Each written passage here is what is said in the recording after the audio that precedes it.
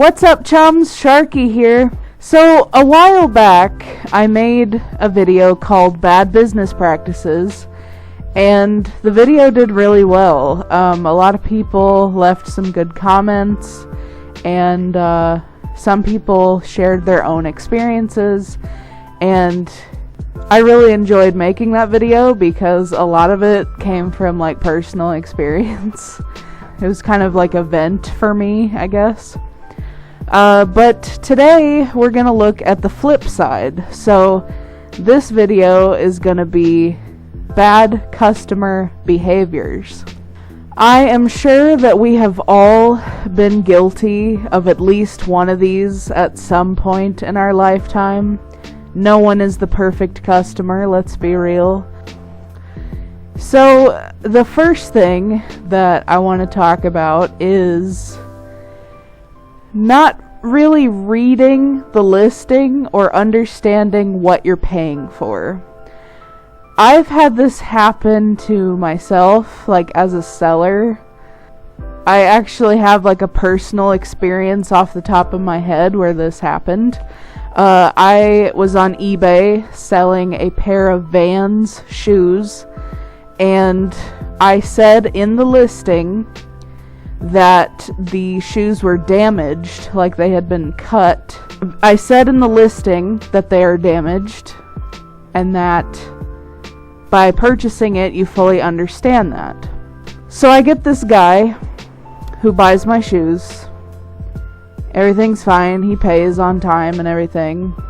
I ship him the shoes, he gets the shoes, he opens it up, and instead of contacting me, like via messaging, he just leaves negative feedback. Like 100% negative, saying the shoes are damaged, they scammed me, or whatever.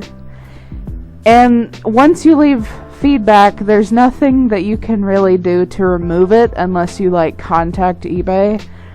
So I basically just had to take it. Like there was not really much I could do about it. I did keep his money. I did not give him a refund because I said that they were damaged in the listing. I've had that happen a few times. I sold an Apple Watch on eBay too. It was like an early Apple Watch model, and somebody said that it was the wrong one or something like that, and people don't read. Like, I don't know what it is, but people in this day and age just don't read things. The next thing I'm going to talk about, and by the way, some of these things that I'm mentioning do relate to the furry fandom and buying art and fursuits and things like that. In general, kind of like with the bad business practices, I'm mostly talking about in general, not just in the furry fandom. Contrary to the fursuit that I'm wearing. But some of these may apply to the furry fandom and some don't. The next one is complaining or lying in order to get free stuff. I have a personal story relating to this. I had a friend when I was in high school, early college, who I would hang out with all the time, and we would go to a restaurant and she would lie about the food or the service in order to get a meal for free, or like get a coupon, or get a discount on her meal even though she ate it and there was nothing wrong. She would lie or complain about it in order to get it for free or some kind of like compensation. It always really bothered me because I'm never that kind of person. Like, if you're doing something deliberately, I'm gonna call you out on it. We had a lot of other things happen. We're not friends anymore. But anyways, don't be that person that tries to get free stuff by doing that, or free art, or whatever. Okay, so this next one is a little less talked about, I feel like, but it came up in conversation recently. I was talking to my dad about this. Not leaving feedback for items that you purchased. Now, you might not think this is a big deal, and to some extent, it's not. However, a lot of businesses like whether it be a small business or a company or whatever, they rely on customer feedback. And if you don't leave feedback, sometimes that can cause issues with the algorithm, and they might not be recommended, or like, I don't know. I always felt like, you know, if you had a good experience, if nothing went wrong, or like you had a really pleasant experience, whether it's a small business or whatever, someone on eBay, leave feedback. Like, if you have like 10 seconds to leave 5 stars or whatever, just do it. Like, I do this with a lot of things now. Like, even when I got my piercing, I left a Google review for the tattoo shop that I went to. Even though I was only there for like 20 minutes max, I had a very pleasant experience, and I still left feedback, and they rely on that. Like, that's part of how they get clientele. So I don't know, it's just a courtesy thing. The next one kind of reminds me of something that used to happen back when I was in high school. You know that one kid who like asks the same question that was just answered? Well, that's kind of what this one's about. Asking questions about an item or a service that is already outlined and explained somewhere else, or it's been answered somewhere else. This kind of goes back to the like not reading thing. But I've had some customers where they ask me a question that I've already answered, and I'll just be like, I already answered it, or like, here's the answer again. But it's a little bit of a time waster, in my opinion. I mean, sometimes it's just things get busy and something was miscommunicated or whatever, but just read things the first time, or try to. Sometimes people will ask a question that's already outlined in the listing too, especially like on eBay and stuff, like it says it in the description, but they don't read it. So the next one kind of goes off of that, and basically that is not reading terms of service. Now, sometimes people don't clearly link their terms of service, whether you're doing art commissions, fursuit commissions, selling something. You should always have a terms of service if you're selling for a larger amount of money. I feel like it's not as big of a deal if it's like a $5 drawing or something. But if it's something that is kind of hefty on the wallet, you know, I feel like you should have a terms of service, especially if you're a fursuit maker or something of that nature. Where the bad customer behavior comes in is when people don't read that, and they just like buy something without reading that, or they like commit to it without reading it, and then they're like, you never said that. Then you can always point it out in the terms of service. So this next one is quite common, I've heard, but basically chargebacks. And if you don't know what that means, it's basically you buy something and you change your mind and you call your bank and you say, hey, like, cancel that payment, even though it's already been like charged to your account. And basically what the bank does is they reverse the charge, basically. So like the money looks like it's on its way to the seller, you basically just like reverse it. I think I'm explaining that correctly. Somebody tell me in the comments if I'm wrong, like if that's not what a chargeback is, or if that's something else. But basically the point is that you pay for an item, and then as soon as you get the item, you call your bank and have them like charge it back. So like basically give you a refund, and you get the item for free. And I haven't had this happen to me personally, but I've heard of it happening to other people, and I think it's a really crappy thing to do, but it happens. The next one is possibly less common, but basically lying about your experience with a seller or an artist.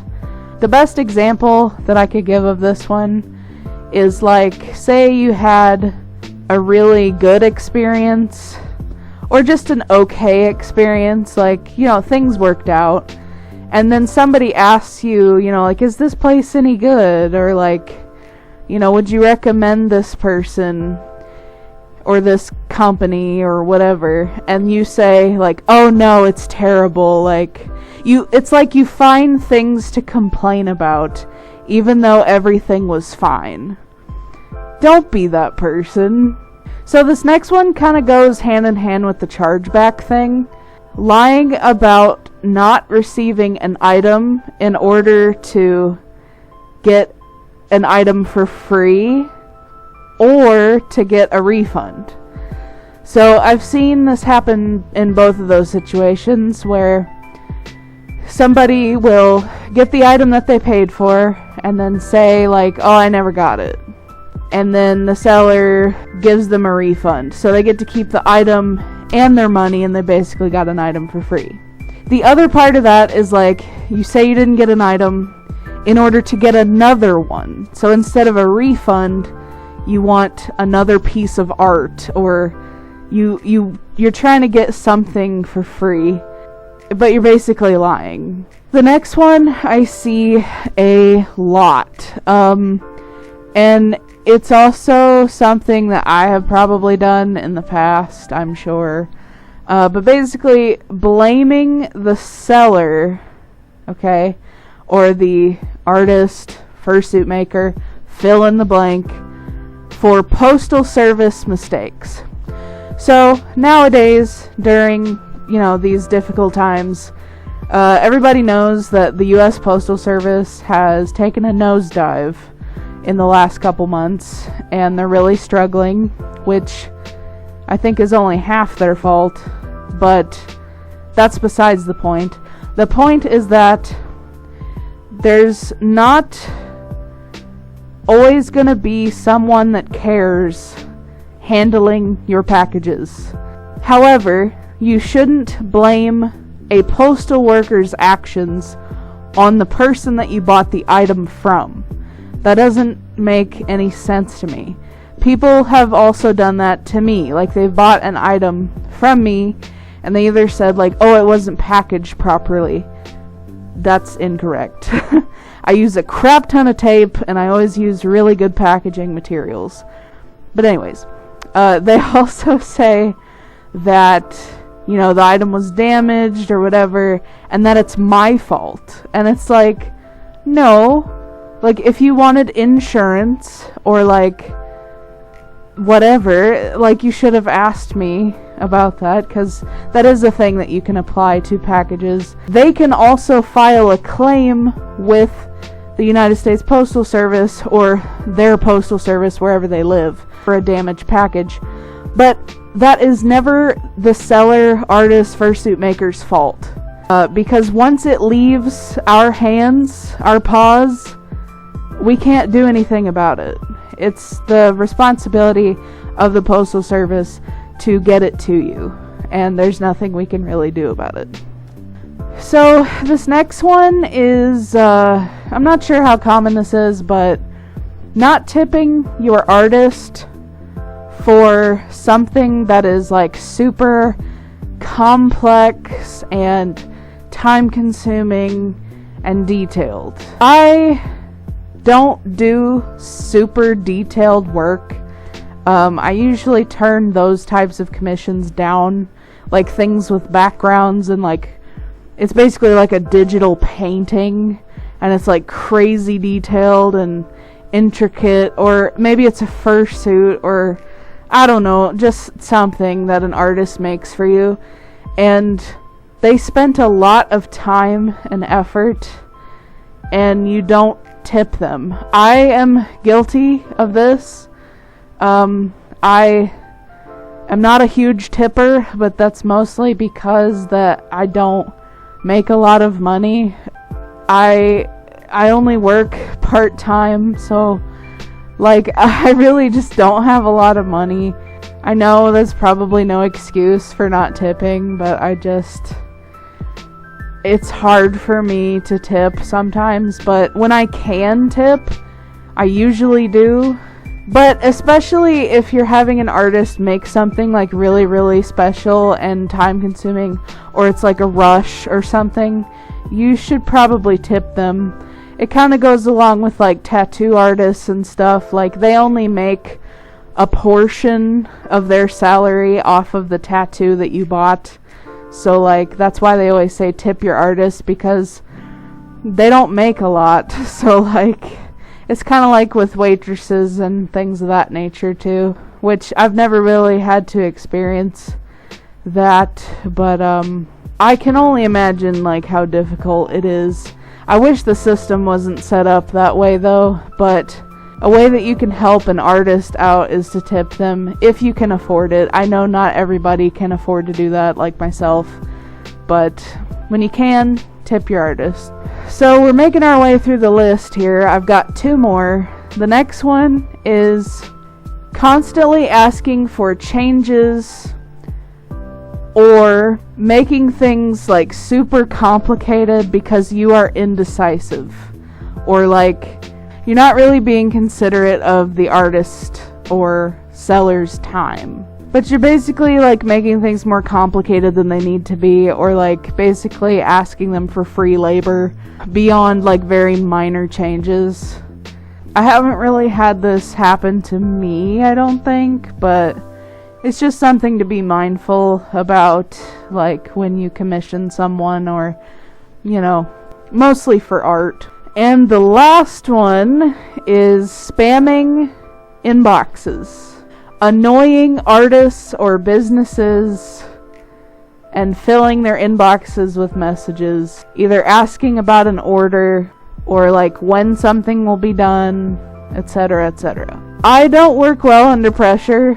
I usually don't take rush commissions ever, although some artists will and they charge extra for that. But me personally, like I like to go at my own pace.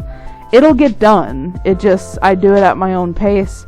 And I also have a part-time job in addition to commissions. But please don't be that person who spams somebody's inbox with messages.